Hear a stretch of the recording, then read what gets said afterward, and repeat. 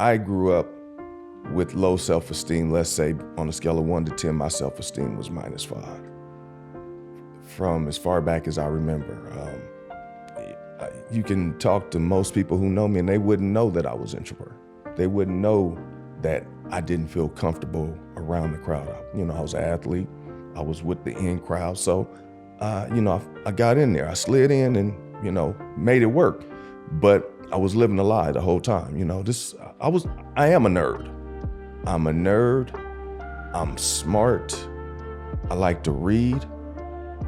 But in order not to become prey, me putting my shit on everybody else until, divorce and doing some self-evaluation and process of elimination, I was a common denominator to all these failed relationships, failed friendships, It was me. If you go all the way back to my inception of being a product of a serial cheater, who was a product of a serial cheater, that's when I started peeling back layers of myself and working on myself. And I'm still a work in progress, but just taking self-accountability for all the shit that I've done in the past so I can move forward and not have that, carry that luggage with me. The yelling, the fussing, the cussing. It was a learned behavior that I didn't understand at the time. Like, I was heard but not understood because you don't understand anything when somebody's yelling at you. But that's, my parenting style. I thought, yeah, I'm gonna make him tough. He gonna be tough. My son ain't gonna be no punk. I'm gonna yell at him. Until, again, me realizing it after you're an adult. Why is it such a big deal that Black people beat their kids? Where did that come from? That's slave mentality. That is something that was put on us when we came over here. Beating a child. We would be better off to listen to what our children were saying. Because 9 times out of 10, when they're acting up, they're trying to tell us something, but they can't, really put into words what they're feeling. But they're trying to tell us something, but we don't listen. We just want to react. You dealing with something right now. I don't know what it is. Not quite sure, but you got a battle on your hand. Satan's working on you, and he knows how to get to you because he knew how to get to your father. And until you can recognize it, you're going to fall prey just like. What's up, and welcome to another edition of the CYR Podcast. CYR stands for Clean Your Room, because when you clean your room, you clean your life. It also means change your reality and create your resilience. On today's episode, it's a little bit different than the other ones, but it's still along the same lines of what we've been doing. Today, I got my dad here with me. The one and only, the original PH. the original. PH1. PH1. What they used to call you, OP? OP? Yeah. What is what's an OP? What's an OP? OP. It was OP. They called me OP. You was overpowered? The original player. I'm just telling you. That's what it was. Somebody watched Andy Griffith and saw the little boy Opie, and I've been Opie ever since. You down with OPP? Yeah, you know me. No, yeah, we got him on the show. My dad. Hey. Thanks for having me on, man. We about three skin tones apart.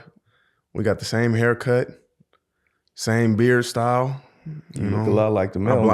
I blame you for my good looks a little bit. Hey. But I also blame you for having a patchy beard. Can't grow a full thing. So well, I can't grow nothing. So exactly. There's that. But no, man, go ahead, introduce yourself. Tell us a little bit about who you are and what you do. Well, like Payton said, I'm his dad. I'm Preston Hogan. Not much to tell about me. Aww. Pretty simple dude. Simple dude? What you do for?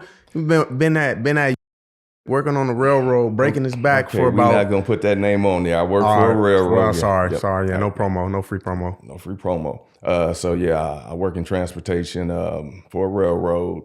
Been there 27 years now. Trying to get to the end of the tunnel per se and retire. But it's been a long journey for me. as you know. I mean, it's been a lot of ups and downs, roller coaster ride, more downs than ups. But hey, I've adapted and adjusted to it. So Fast. still here. 26 years. 26. Yeah, by the way, he's 56. If y'all couldn't tell, we throwing the age out there. He look like he about 72, but no. I feel like it too.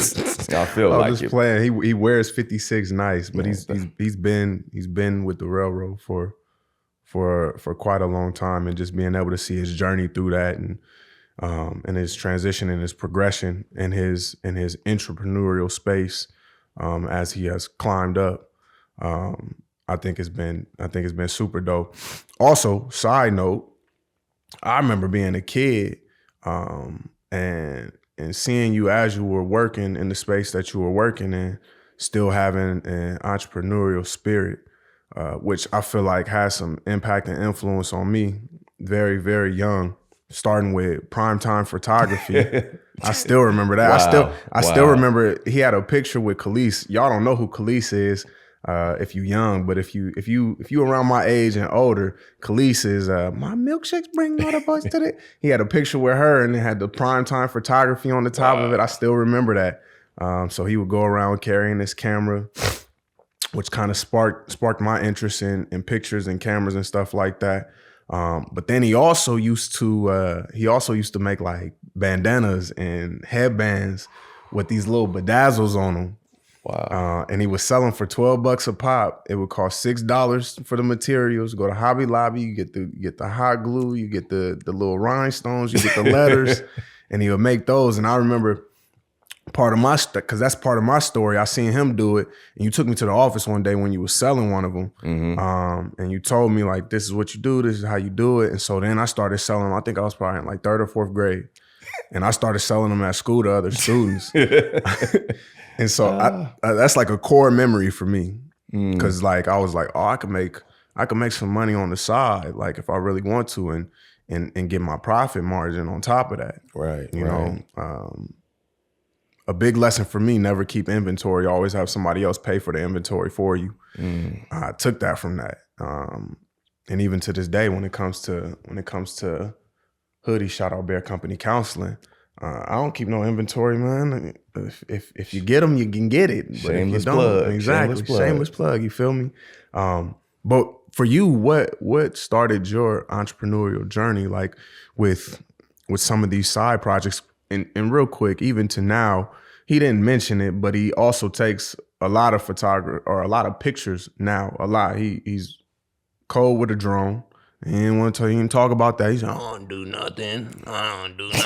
Cold with a drone. Got about 15 cameras. Has done some filming at NFL Combine. NFL draft last year. He did some filming. He was behind the cameras at the NFL draft. Worked on my first full feature film in Atlanta 2 years ago, which can be seen on Tubi actually Tubi and Amazon Prime. And your sister and me worked on a short film this past winter that has not been put out yet. We're still waiting on the platform for that to come out. But it's just been a blessing that I've been able to kind of slide into these projects. People taking a chance on me when really I don't feel like I was in a place where, you know, why would they even mess with me? But blessed enough where actually TNT Productions, who has been doing the films, they saw some of my work on Instagram and on Facebook when I was on social media, reached out, and we just kind of talked about collabing, and fast forward, it came to fruition. So it's been a blessing. But to answer your question, which where did that come from? You want the honest truth or you want the PC answer? No, what would you like? The honest truth, man. Truth. Honest truth was me basically being on bullshit and looking at, if I do this, yeah, this will slide me in where, you got females over there. I can, I can work with them. Let's get in. There's a lot of this, that, and the other. Instead of being true to the craft and true to the art it's always been some bullshit behind it. I mean, just being completely transparent, which that's how it's been in the beginning. If you go all the way back to my inception of being a product of a serial cheater, who was a product of a serial cheater, that I kind of took on, how they say the sins of a father or whatever. Facts. That's kind of where it came from. I didn't understand it, didn't know it at the time, but yeah, anything I could do to be around females. There's some hoe here, So I kind of figured that out unintentionally, but intentionally, with the camera. Hey, females like to get their pictures taken. Who's the cameraman? Who got that pretty smile? Hey, that was my thought process. I mean, it's kind of sad, but it's the truth. So once I figured out, and this, I'm not proud of this. I'm sorry, but it took me roughly 40 years to figure out my own shit. Figure out I was on bullshit instead of. I mean, you grew up with me in the house. I could blame everybody for my shit. Payton, what the fuck you doing? Yelling at you. Well, I didn't really yell at mom, but I had a way of making her feel like stuff was her fault. Me putting my shit on everybody else until, divorce and doing some self-evaluation and process of elimination. I was a common denominator to all these failed relationships, failed friendships, it was me, common denominator. So then that's when I started peeling back layers of myself and working on myself. And I'm still a work in progress, but, just taking self-accountability for all the shit that I've done in the past so I can move forward and not have that, carry that luggage with me. If that makes sense. No, that does make sense. We hopping right into it. First off, I appreciate you, being willing to be vulnerable and, talk about these things. Because these things, I think, a lot of people in their own internal battles struggle with, but never actually vocalize it. You know what I'm saying? Like they'll be in the, in the darkest places of their room, thinking about this stuff, sweating about it, crying about it, where nobody can see it, but won't ever shed light on what the actual experience is. I want to point something out that you talked about, the sins of a father, and this concept of this idea applied to you when it came to what you call serial cheating. Can you dive a little more into that? As far as okay, just how did you come to that realization that this is my struggle, and just the concept of sins of a father, how did that even manifest, or how did that even come about? You get what I'm saying? Yeah. Honestly, this is crazy. Excuse me. An old head that I worked with at the railroad. We worked overnights, and we used to always sit around, just shoot the shit. And he was coming up on retirement. Shout out Reggie Ford. Good dude, real good dude from Houston. So we were just talking about, any and everything. And he got serious, just out of nowhere. You know what, Press? He said, you dealing with something right now. He said, I don't know what it is. Not quite sure, but you got a battle on your hand. He said, Satan's working on you. He said, and he knows how to get to you because he knew how to get to your father. And he said he knew how to get to your father because he knew how to get to his father. He said, whatever it is, just know the devil's on your ass right now. And until you can recognize it, you're going to fall prey just like your old man did, And when he said it, man, whatever, Greg, oh, dude, don't know what he's talking about. But it resonated with me, after I thought about it. At the time, I had a situation, married, but I had a situation. And it really hit me like, damn, I'm not a drinker. I don't, I'm not in alcohol. I don't gamble. I don't, all these other vices that people might have. I'm kind of nerdy, so I never really did that. But my weakness has always been women, always. And him telling me that and me thinking about it, it really messed with me, but got me thinking for years, trying to figure it out. My grandfather on my biological father's side, I had a good relationship with him. Daddy Gene? Daddy Gene. Shout out Daddy Gene. That was my guy. Now, I don't really mess with my father, my biological father, but I had a good relationship with my grandfather. And I found out after Daddy Gene passed away that he had, so from my grandmother T Mama, he had 4 kids. He had, Evelyn, Shirley, Stevie, rest in peace, Stevie and Evelyn, and my father, 4 kids down in Mississippi. Well, right down the road in Mississippi, he had 4 other kids, 2 girls, 2 boys, I believe. One of them's name was Preston. Crazy. Never knew this. My mom said she didn't know it. But anyway, so Daddy Gene had 4 kids outside of his marriage. My grandmother found out, made them moved to Omaha. That's how the Hogans got here, I believe. So I didn't know this, Fast forward to, my biological father pretty much, dragging my mom through the mud. And I remember some of those things.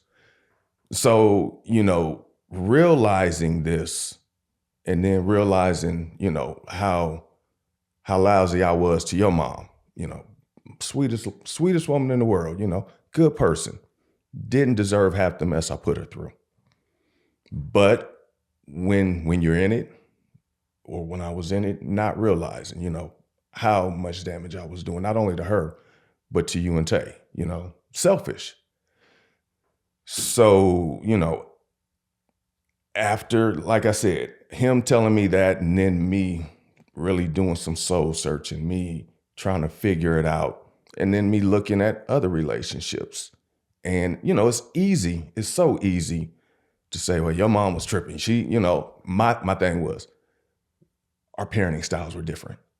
I'm trying to raise you to be a man. She wouldn't take you off the titty, and that's my excuse.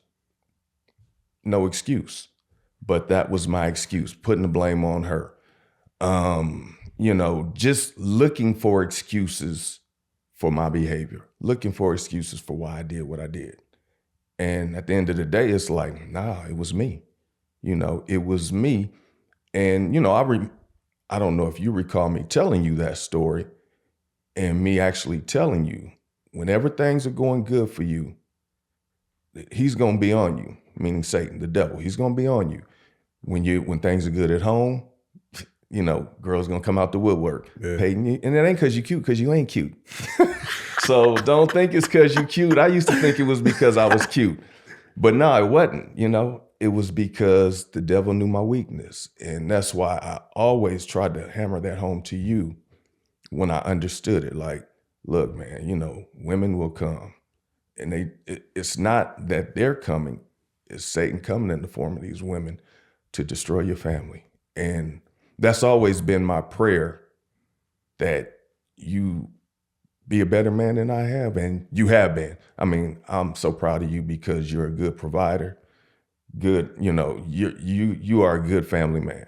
And so basically my sacrifice was not in vain. My, me having to, go through what I did in order for you not to, I'll take it every time. I'll take divorce every time if the cycle's gonna stop at me. So that's pretty much it in a nutshell, It's just crazy because, when you sit back and think about it, and even me and my cousin Steve talk about this, like, and it's like when we single or, whatever, phone ain't ringing, no text. Dry. Get into a relationship, like, and I'm, you think it's me, it ain't me. it's the devil working on me, you know. Yeah. So understanding that and, you know, coming to terms with it it's been a rough road, because even vocalizing it, that shit is hard, but it's necessary, you know. It's necessary in order for it to stop with me. You know what I mean? Definitely. So Definitely. Yeah, I think even this topic in general and what you just shared, like it speaks to a lot of people's plight, especially Black men. A lot of Black men's plight, and not realizing that the traumas of their father and of their father's father and their father's father and so on, like it continues to get passed down, and we can even take it past. We could even take it past infidelity. We could take it past cheating. There's so many other, but for the purpose of what you just shared, like that's 100% true. Like my great grandpa, your grandpa had a struggle, which he never resolved or never dealt with. Right. And so that passed down to my grandpa, your father. And it showed in the relationship with my grandma and him, and even how it portrayed to you. Yeah. And then same thing, so on and so forth. And now we at me, and I got my little ones that I'm working with, but it wasn't always easy for me. You know what I'm saying? Even in my first kid's relationship, which most of y'all might not know, but I got a baby mama. Damn, got a baby mama. Damn, and she's cool. She's cool. But like even in that situation, you know what I'm saying? Like I feel like everything that you struggle with is what I was struggling with, constantly breaking the relationship off so I can go do me, you know what I'm saying? Go do me. Like that was my whole thing. Like I'm not ready for a relationship right now. Yada, yada. But I think even with that, not to give it's not an excuse for me, but me and her should have never been together. Like it was like trying to mix an apple with some sushi. Like it was off. It was a combination that was not meant to be there. Oil and water. Yeah, exactly. But that still doesn't give excuse to behaviors that I had and to the way that I was treating her. But now to my wife now, Crystal, shout out Crystal, love you, Crystal. Shout out Crystal. Like just being able to do my own self-reflection and my own internal work, like I realized how womanizing for me was almost like it was a Band-Aid for my own internal wounds, right? Like I had such low self-esteem, like my self-esteem was in the pits.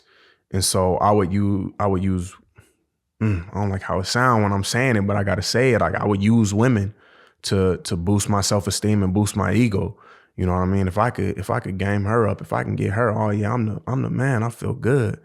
Because when it was all said and done, like, after I would do what I did, I would just feel disgusting.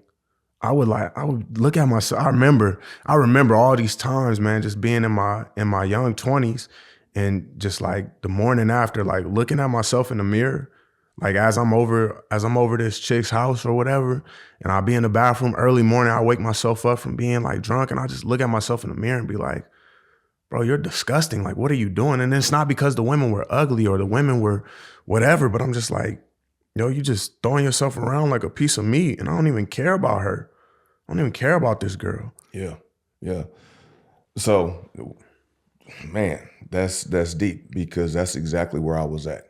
Exactly. The beauty is you figured it out sooner than I did, much sooner than I did. Low self-esteem. Let's start right there. I grew up with low self-esteem. Let's say on a scale of 1 to 10, my self-esteem was -5. From as far back as I remember, my Aunt Tina used to always call me ugly. And I recall being in the 5th grade and looking in the mirror and just thinking, I wish I wasn't so ugly. You know, she used to tease me, you're ugly, you got nappy hair, you got big lips. You know, you got a good relationship now. Oh, yeah.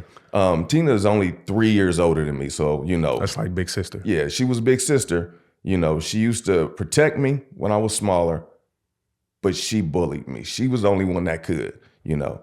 And I mean, you know, constantly telling me I was ugly. I believed it. My self-esteem was so low that, you know, I used to just look in the mirror and say, I wish I wasn't so ugly. I wish I wasn't so ugly.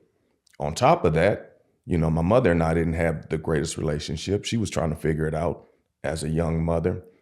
And, I took on a lot of her traits raising you, the yelling, the fussing, the cussing. It was a learned behavior that I didn't understand at the time. Like, I was heard but not understood, because you don't understand anything when somebody's yelling at you. But that's, my parenting style. I thought, yeah, I'm gonna make him tough. He gonna be tough. My son ain't gonna be no punk. I'm gonna yell at him. Until, again, me realizing it after you're an adult, or, early adulthood, that wasn't it. So basically, me, again, projecting my bullshit onto you, where it was cyclical. Thank God that you were more aware. You were more. You just had more wherewithal to understand that this is not who I want to be. And you gone through your trials and your falls and stumbles, and through that you've come out on top. You've come out a better person, and I love that. Unfortunate for me, it took me 40 plus years to figure it out, to not be a piece of shit. The whole, you messing with females, you get done and it's just like, ew, like, the fuck, yeah. That's a real thing. But like you said, it was like a Band-Aid for my insecurities. As I got older, got my first curl when I was in 9th grade, Jerry curl. Dripping. Actually, 8th grade, yeah. You couldn't tell me nothing then. I was Stony Jackson, El DeBarge, you name it. I was fly then, so you couldn't tell me nothing. Now, now I'm getting the ladies, whatever. But still having these internal struggles with myself. Self-esteem was low. I'm an introvert by nature, but I always say I'm one of the world's best actors who never was. You can talk to most people who know me and they wouldn't know that I was introvert. They wouldn't know that I didn't feel comfortable around the crowd. I was an athlete. I was with the in crowd. So, I got in there. I slid in and, made it work. But I was living a lie the whole time. I am a nerd. I'm a nerd. I'm smart. I like to read. But in order not to become prey, I didn't do homework. I dummied down, did a lot of dumb shit, because coming up where we come up, it's a badge of honor to be thuggish, to do the dumb shit, to be the class clown. I take my hat off to everybody who gets good grades, who goes on to be successful. Those so-called nerds, man, but I didn't, again, I had this internal struggle my whole life. So I'm figuring I don't want to be the easy prey. I don't want to be the target. I was target to my aunt. She teased me. She made my life miserable. So I didn't want that from the outside world. So, I played the tough role, did everything that I wasn't in order to survive. So and let me say this. With you, you were the same. You were the exact same. I was gonna say that. Hey, you, man, the tough kids, even the older kids, all wanted to be around Payton. This goes back to 6th, 7th grade. You got 9th graders wanting to hang around with you, with your big ass. But you didn't understand that. So you thought that you had to be a certain way to fit in with their groups. Trying to sell weed, stealing my oxys. Nigga. But anyway, yeah. Hey, talk about that real quick. Talk about that real quick. I was doing that for a while, and then I got bold with it, and I got caught. I started selling weed real young, like 12, 13, started selling weed, and then I'm gonna let you go ahead tell this one. All right, so I had a back injury when I was in the military. So I've got a bad back. I've got nerve damage. So the doctor used to prescribe oxy to me. I didn't take them. Like every month or so, I would get more Oxy. I'd just keep them in a drawer, in my little underwear drawer. Never took them. I just had them there. I wasn't thinking about selling them, nothing. I just put them away. Maybe one day the pain might get so bad that I would need some, but never did. So one day I'm going through my underwear drawer, looking, all right, put these underwear on. Man, where my bottle of pills at? And it was like a bottle of about 600, something like that. Like, okay, what? I know. I ain't mess with this bottle. Where's it at? I'm looking everywhere. I'm like, nah, I ain't touched it. I go ask Payton's mom, hey, you see my pills? I don't need them, but they ain't in there. Like, no. I was like, Payton got them. But your mom, no, he didn't take them. Payton got them. No, he wouldn't do that. Okay, whatever. So she go ask him. No, he ain't. He said he doesn't have them. All right, cool. I'm gonna go in this room and look for him. In his book bag, the bottle of 600 pills. This dummy, instead of like nickel and diming them, I'm gonna take some here, take some there. He gets bold, takes the whole bottle. He was doomed from the beginning. Don't look, your path is not to be dishonest because you're not a good liar, you're not a good thief. You just like, if I'm gonna go all at it. I'm gonna take them all. Well, no. So that wasn't even the start though. I was nickel and diamond. Okay. And we're not here to promote this, by the way. We're not promoting it, but I think this is a part of the journey of me even being able to be on this camera and talk to y'all, and me even being in the field of mental health. Like if I didn't go through these situations, if these things did not happen, I would not be the Payton Hogan who was speaking to y'all today. I might be still out here stealing people pills and selling weed and for sure out here doing just roguish shit. But I was taking a few here and there. This was probably for like months. For months, I would just, and I was at school pushing them shit. It's terrible. It's terrible that I supplied this part of American culture, but it's like, there's people out here who are fiending for them pills, like taking just multiple a day. And I remember just seeing like my classmates and even seeing like older people whose eyes are just like sunken in from how much they pop pills. And as I'm selling them, I always told myself, I was like, I'll never do this. I would never do this. But then it all boiled up to that point. I did get bold and I'm like, fuck it. Like he ain't noticed none of this. Like, let me just take this bottle real quick. And it got caught up. Boy. Goofy. Goofy AF, yeah. So and at that time, our relationship was really, really, really rocky, for a lot of reasons, but main reason was one because of me, because of how I treated you, how I treated your mom. At the time, I look back at it, he's bad. No, he don't listen. He's this, he's that, good for pointing out other people's, and shortcomings, their shit, but not looking at mine. Well, damn, Dad, sometimes you ain't coming home. Damn, Dad, you not going here with us. Damn, Dad, I didn't see that because, I had narcissistic behavior.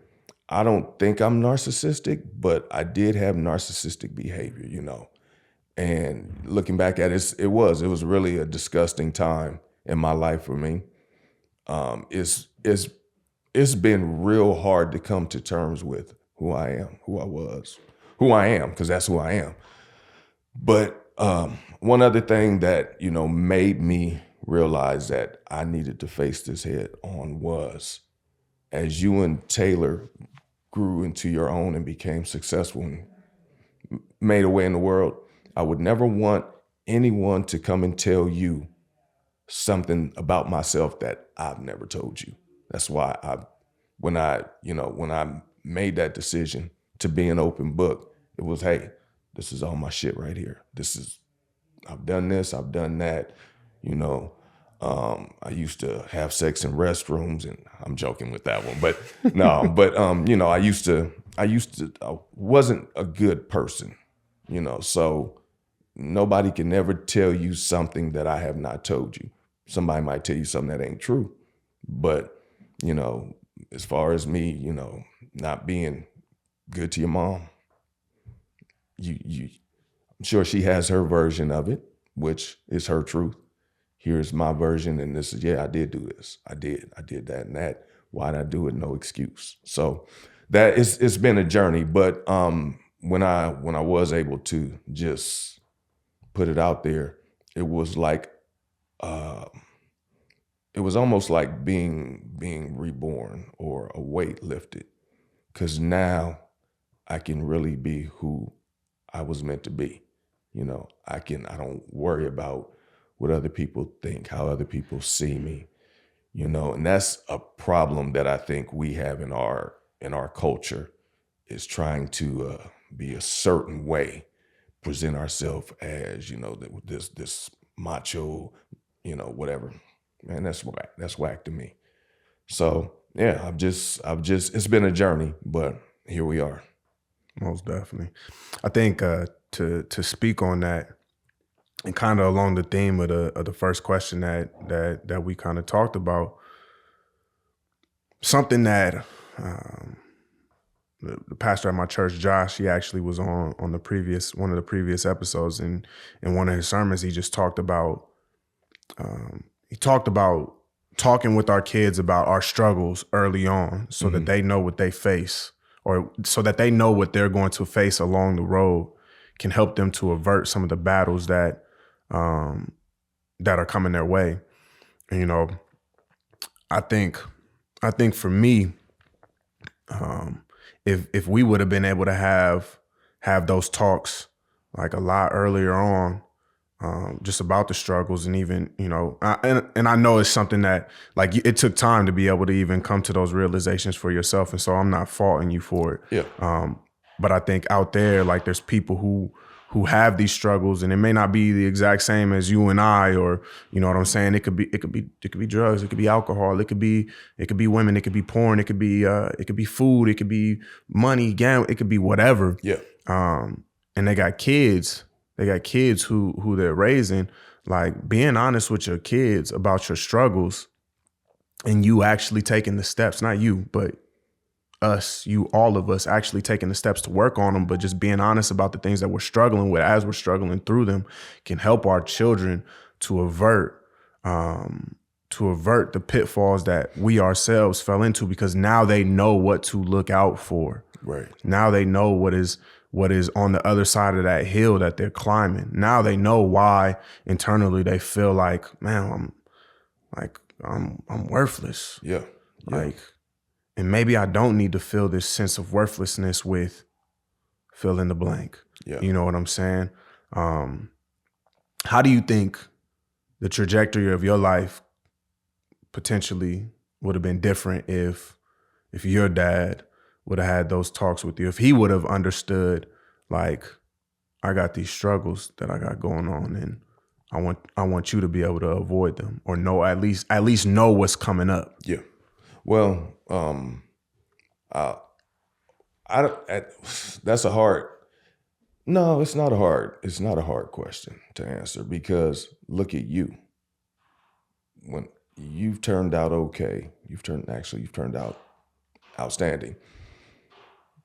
He still has not come to terms with maybe he has come to terms with who he was, who he is, and accepted who he is, because he's still on that same shit that, he's been on since I was born. Yeah. So, it may have been different, but he was never there. I can remember a handful of times that he was in the house, and they were married, but, military, he was always gone. He moved away. So it's hard. It's really hard to say, because everything is not solely on him. It's a combination between him and my mother, but again, it's hard to say, because he still is that person, he still is that womanizer at 75 years old. So I don't know. I do know that I appreciate that you have taken a different route, that you are a man, and you stand on being a man and you don't do boy behavior. That's what I call it. That, that was my boyish behavior, doing what I did. And I appreciate that you are better than that and that you understand and that you recognize it. That's that. If my life ended today, I'm good because, excuse me, because you broke the cycle. So that's everything to me. We could always say, well, if he had told me this, I would have did that. Man, you can't live off of ifs. So, here we are.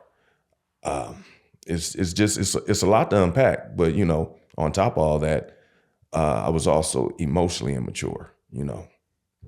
That was seen through the way I communicated, how I moved about. And again, if you ask me, I'm a grown ass man. I'm a man. I'm tough. I'm strong. I go to the gym. I do, but that's just something to mask what I was struggling with. Does that make sense? It does. Yeah. It does. I want to pivot a little bit, and I want to go back to your childhood. What would you say were like 3 childhood events for you that really kind of stuck out and had like large impacts on you significantly that hindered your progress emotionally or even mentally to develop into who you are today? I mean, all of it developed you into who you are today, but like kind of slowed that process. First and foremost, my mother's dating habits, her choice of men, the men that she brought around me, the men that she brought around that gave me the nickname Little Motherfucker. That little motherfucker was my son. I'd do this. I wouldn't let that little motherfucker have this. Shit like that. And I'm hearing this, and in my mind, I'm thinking, I got to get my hands on the gun because I'm going to kill him. I couldn't kill him with my hands because he was much bigger than me. But, my mother bringing this man into the house and him dictating how I moved. He had his own kids that he wasn't fathering, but now he in the house telling my mom how to parent me. And that was that was a lot, and she was with him, I think 8th grade until I went to the military, and yeah, if I could have killed him, I would have. I was planning on it, but God saw better, and my grandmother ended up letting me move with her. So there was that. Shout out Gigi. Yeah, shout out Graham. That was major. My grandpa, that was married to Graham, that was married to Gigi. He wasn't actually my mom's real father. He was my mom's stepfather. Now, when he died, I was 8, 9. I used to run with him. That was my running mate. He, before the stage 2 was the stage 2, it was called the Flamingo. Had a little pink flamingo on the roof. He used to take me to the Flamingo with him. Him and his buddy sit around drinking. They had a piano in there. They used to just let me bang the keys. And they, oh yeah, look at Preston. Play that piano while they getting drunk. Yeah. But Grandpa was the first man that invested time in me. And he used to tell me, man, you're going to be great. You're going to play football. You can go to the NFL. You can do anything you want. He used to always encourage me. And like I said, we would run together. He'd take me to school, pick me up. We, run errands. And when he died, and I didn't realize this, honestly, I did not realize this till probably maybe 4 or 5 years ago. When he died, my spirit died.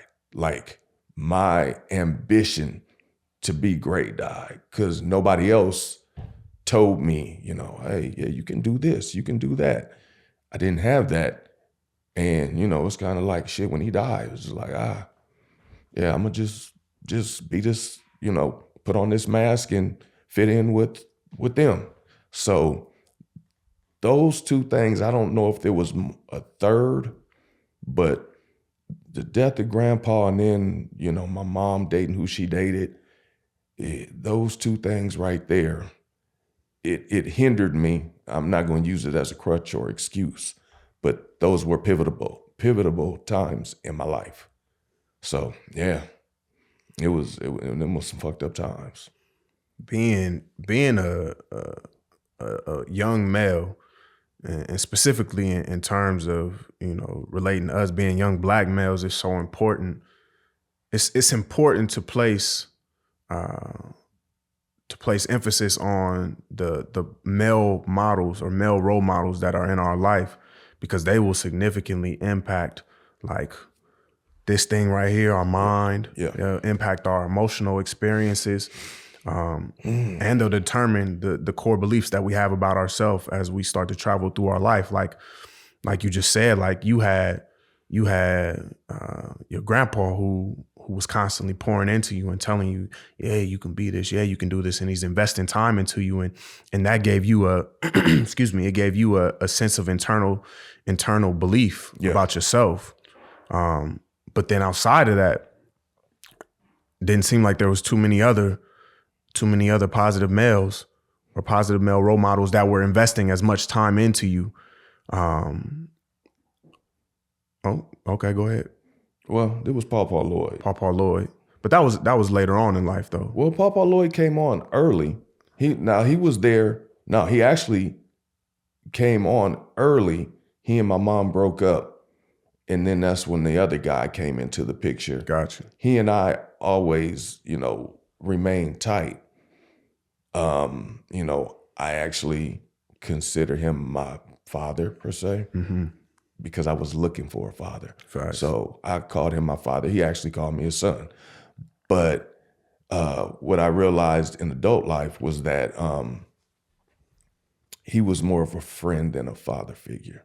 I didn't learn anything about life from him at all. Nothing.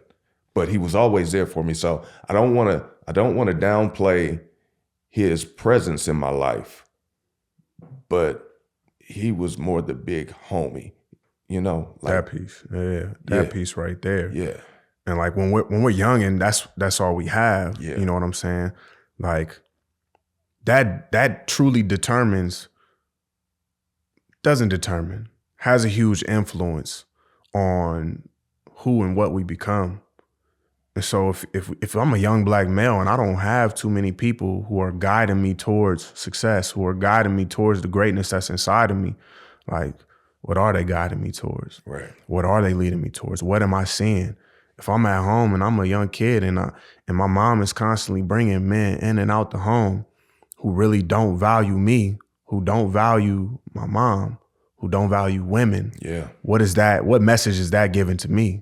Like, how do I then, as I grow up, see a value in women? You know what I'm saying? Yeah. How do I then, as I'm getting older, like, how do I trust that men will have my best interests? You know what I'm saying? Without a like this slight inclination of you trying to get over them, you trying to take advantage of me. You think you about to, nah, bro, it ain't. It's not happening like that. Right. You know what I'm saying? And I think there's a lot of boys out there, but there's a lot of young Black boys who are also experiencing that. And so out there, if you watching this, if you a young mom or even if you a young dad, like, really pay attention. Really pay attention to the influences that you have in your kid's life. Really pay attention to the way that you moving around and dating in your kid's life. Really pay attention to, if you got a partner out there, like if y'all got a blended family and your partner is not rocking with your kid and your kid is not rock, really pay attention to that, because that has an impact on them. It's not all about you. It's not all about me. It's not all about it's not all about, like, we got these little ones that we're trying to bring up. Yeah. Like I think everybody right now is talking about, I'm going go on a little quick tangent real fast and then we're going to bring it back. Let's go. But everybody is talking about, like, our world is in this terrible place. It's bad. We need these changes. And you know what? I'm not here to disagree. Yes, we do need these changes. We do. And our world is in a place that It's been in before, but right now it's our turn to experience it. Yeah. And it's there. But if we really want to see that change, then we really have to pay attention to who the kings and queens of this chessboard are, and that's our kids. Yeah. Like we are not the most important piece here. At one point in time we were, and now we're the result. And so now we have to start paying attention to who is the most important piece on this board, and it's our kids. And if we start paying attention to how we're raising them, what influences we're putting in front of their face, the people that we have around, what we're pouring into them, what affirmations or lack of affirmations that we're giving to them. That part. That's when the world really changes. That's when it changes. But I think it's so easy for us not to pay attention to the long-term effect and only pay attention to the effect right now. Right. This person makes me happy right now. This nut makes me happy right now. This high makes me happy right now. This expression of my emotion makes me feel better right now. Mm-hmm. But in the long run, it damages your kid. Yeah. It kills their self-esteem. It makes them not want to vocalize or not even know how to vocalize their emotional experience. And so instead I bottle it up. I keep it in. That's how I'm gonna deal with it. I'm a man, so I do that. Yeah. I'm a woman, so it's cool for me to just blow up and explode and not care about anything and not know how to say, you know what, I'm upset right now and back up from the situation. You know, we have all of these quote unquote cultural norms or gender norms. I call it trauma. Exactly. That's trauma, and it's unprocessed and unhealed trauma. Shout out LP. He's dropping a song March 15th. Shout out Lipo. Yeah, and the line goes, unhealed trauma sometimes looks like culture. Wow. Yeah. Wow, that's deep. And it's real. And it goes to show just with this dialogue that we having right here. Yeah. Dang, that's crazy that you say that, because what I realized later on in life, you know, like us, how do I want to put this? In our culture, when kids get out of line, I'll whoop his ass. Well, you need to beat his ass. You need to do that. And I was sitting thinking one day, and I just randomly, because I think I do a lot of thinking, and it's like, you know, we look at white people. Oh, they don't beat their kids. That's why they grow up to be serial killers. Blah blah blah. I'm not saying that, but that's kind of, you know, a stereotype. Yeah. But it's like, why is it such a big deal that Black people beat their kids? Where did that come from? That's slave mentality. That is something that was put on us when we came over here, beating a child and then putting that trauma on them, and the cycle goes on. They beat theirs and then they beat theirs. It's like, why is that okay? You know, we would be better off to listen to what our children were saying. Because 9 times out of 10, when they're acting up, they're trying to tell us something, but they can't, you know, really put into words what they're feeling. But they're trying to tell us something, but we don't listen. We just want to react. So, you know, that just made me think of that, like, you know, whooping you. Do you remember when you was little and I used to make you walk around like this? Because I didn't want to whoop you. Yeah. Get your hands up, Payton. You walk around the mall like this. But, you know, it's just, again, not listening to what you're really trying to say, because the kids and children of the present generation and generations to come, they are the voice. They are the future. They are who is important. And what you said, you just said a lot right there. You know, I agree. Most definitely. Yeah. Most definitely. Kendrick Lamar, on his Damn album, he came out with a song. It's called Fear. And it's all about this cycle of how we try to gain respect, or even we try to teach, or we try to rear people through the concept of fear. I beat your ass, little nigga. I beat you. You know what I'm saying? And it's that whole dichotomy and that dynamic of like, I'm not going to listen to what you're saying. You need to listen to me. Right. You're seen but not heard, and you're supposed to do as you told without having any opinion on it. Right. And that whole thing, it literally, it crushes a spirit, and it creates this cycle that we're speaking about, where it's like, when I feel like I'm not being respected, when I feel like I'm not being heard, when I feel like other people are out of line, I will use fear tactics. I will use domination in order to get my way. Mm-hmm. And when we do that, we get exactly what we see happening and what we've been seeing happen. People who don't know how to talk out differences. You know what I'm saying? Yeah. Like when I'm beefing with you, it's on sight. Mm-hmm. So you better make sure you on point like I'm on point. Right. We see kids acting out in school. You know, they don't do this at home. They don't do this with me. But when they get to school, they cutting up. Mm-hmm. And it's because when they're at home, they can't say anything. Right. They can't say anything. And so when I'm at school, I can say everything because I wish my teacher would put their hands on me. Mm-hmm. You know what I'm saying? And so now we getting into that, and we're getting into where we as parents, we're upset, we're frustrated because these behaviors are coming out. And so now it's like more fear. I'm gonna give you more fear tactic. You keep doing this, it's more fear tactic. Right. Instead of actually teaching the child how to communicate. But how can you teach somebody something that you don't even know yourself? That part right there. You know what I'm saying? Yeah. You don't know how to communicate your own emotions. You probably don't even know what emotions you actually experiencing. Mm-hmm. Only emotions you know are happy. You don't even know happy, actually. I'm, cool. Right. I'm good. Angry. And you might know a little bit of sadness, but sadness usually just turns into anger. The anger, yeah. But there's so many There's so many, if y'all can see this, there's so many emotions. It's over 100 emotions on this sheet. And I do this with my clients all the time. And it's like, we really got to be able to start to identify the emotions that we experiencing. And we got to be able to vocalize those, because the moment that we do, like, we now have words to these feelings that we have. Yeah. As opposed to just reactions. Pivot a little bit. All right. Because I think we getting a little closer to time. I want to talk a little bit. First off, man, I for real appreciate you. Like, oh man, I appreciate you more than you know. Most definitely. More than you know. Most definitely. But I want to talk about what you do now. Your photography, your videography, your side passion projects. We know we started off with how it started, and you was just on bullshit. We got that. But now you're not on bullshit no more, and you actually are creating and producing like some quality stuff, and you found a renewed passion for some of these things. Can you talk a little bit more about that and like how it developed into that? Okay, so I told you how it started, why it started. Then I kind of let it go. For me, being in a toxic relationship, photography became my therapy.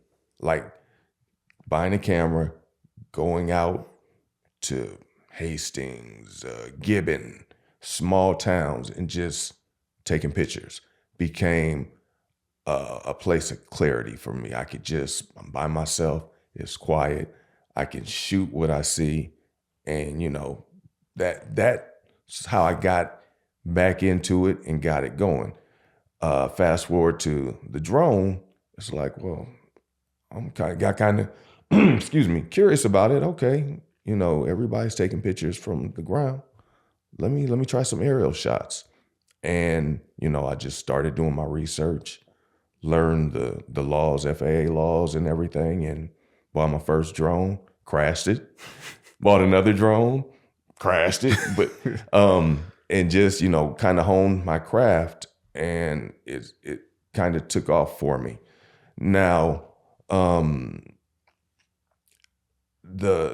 videography developed out of the drone videography and photography to where it's made some money for me, but I don't want it to become a full-time job for me, because I don't want to lose the passion for it, the passion and the therapy and so I'm selective on the projects that I pick. I've turned down a lot of projects that probably could have brought in a lot of money, but for me, money is not the end goal for me. My inner peace is the goal. And as long as I'm at peace, I'm good, So yeah. Facts. You crashed a couple drones, but that was probably like what, like 6,000 crash? No, Crash and burn? just about 2,000-3,000. Oh, that's it. I thought your rigs were multi. Well, these were the first These were the ones. okay. The first ones, yeah. All right, tell us about your rigs now then. Well, okay. Shoot, I've got 5. Don't judge me. He got Don't an judge issue. me. He said he don't got no more. He working through his problems. I got 5. Yeah, I do still have that problem of spending, but no. So with my top drone, it has thermal imaging. It does everything. I can map. I can do anything with it. It has a range of about 15 miles out back, but it's only got a battery life of 45 minutes, so I can't go too far. But with that, I've done roofing. I've done images of roofing, so to tell if your roof is caving in. I've done 2 mapping projects, and I've done the aerial photography for the movie or the feature film. I call it a feature film. So yeah, it's like I said, it's for me. It's my piece when I'm doing it. I just don't want it to become so overwhelming that it's no longer. But yeah, you need a videographer, a drone photographer, aerial. I got you. How can they plug in with that? We usually do this at the very, very end, but how can they plug in if they want to? They got to know you. I'm not on social media anymore. I truly feel like that's the devil. So I've wasted enough time on social media. But yeah, if you're a friend of a friend and you know how to get a hold of me, I got you. Facts. Yeah. Facts. Real quick, talk about just like all the opportunities, because a lot of people might not know the opportunities that can present themselves just from being able to operate and use a drone. Well, it's endless. The opportunities are endless. You have drone delivery services now. In the smaller towns, they will soon be here where, you could do Uber Eats via drone. Like I said, when you're getting your roof surveyed, these insurance guys don't like to climb up on ladders anymore. Put a drone up there. Make sure you have thermal imaging on it so you can see everything. It's just, it is endless what you can do with drones. Drones are the future. Anything you want to do, you can do through a drone. You can hold it in your hand. But you have to know the laws, the rules and regulations. You can't just fly them. There's specific laws about how high you can fly, how far you can fly, when you can fly, day or night. Sometimes you have to get waivers. When you're filming, you have to get waivers. If you don't, huge fine. You can't fly over national parks. You can't fly, you really have to do your homework. And lastly, in order to do that and make a living or get paid, you have to be certified. You have to get a drone pilot license. Talk about that real quick. Okay, it's called a Part 107. You have to actually go to a FAA facility and take a pilot's test, a written test. It's 150 questions. You schedule it through your local FAA, go online, and just set it up. And once you get that, you're good to go. Facts. It's a lot of opportunities out here, man. If you're somebody out there who's wondering, you're trying to figure out what you want to do, you don't know, you like, I want to break away from being in corporate America. I want to break away from my blue collar. I don't know what it is. You might want to pick up a drone. And you can get a drone. Like, how, like, do you have to have the expensive drone to do these things? Like, how much is initial investment? Could initial investment be to like start up something like this? You can get a drone for as little as a decent drone for as little as, say, $400 or $500 to do basics. Now, if you're getting into more of your cinematic, if you're really trying to go big, you're going to pay anywhere between $2,500 up to, and this is on the low end, up to $8,000 And this is on the low end, your bigger productions, you're paying $15,000, so but I would always tell anybody if they want to start out doing drone work, go to Hobby Lobby, buy a $50 drone, learn how to fly it. That's what I did. Learn how to fly it. You're going to crash it, getting your bearings and everything. Once you're good with it, then go make your purchase. That makes sense, because the last thing you want to do is make an expensive purchase, not know how to fly it, crash that, and now you're set back so much money. Right. Makes sense. Right. One last thing, because we're coming up on time. One actionable item that you want to leave the viewers with as we get ready to end this episode. What's something that the viewers can take away or they can do after just hearing this conversation? For me, I would tell anybody, live in your truth. Be true to yourself and be true to others. Treat others the way you would want to be treated. And listen. When somebody's talking, listen. Most people don't talk just to hear themselves talk. They're talking because they want you to hear what they're saying. They want you to understand. So be patient, have understanding, and like I said, be true to yourself, because you can't be true to somebody else if you're not true to yourself. That's a fact. All right, y'all. Make sure y'all tune into another episode of the CYR Podcast. Also, if y'all have topics and ideas that y'all want to hear about, in the comments, drop down there. Let me know what y'all want to hear about. I'm gonna try to bring some people on that could cover those things. If y'all like this, just make sure you hit the like button, subscribe, let me know. But until next time, we out of here.